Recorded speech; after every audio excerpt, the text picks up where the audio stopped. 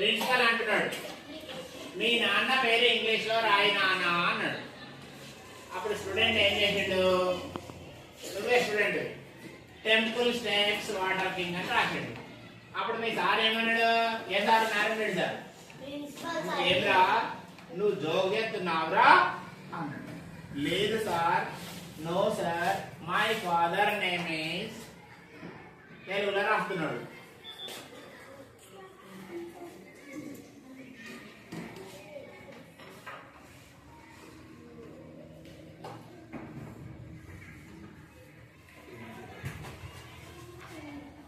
okay గుడి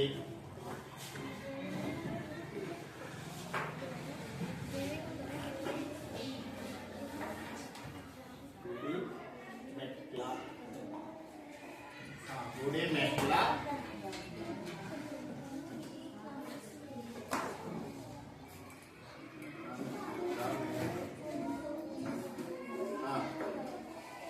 king అంటే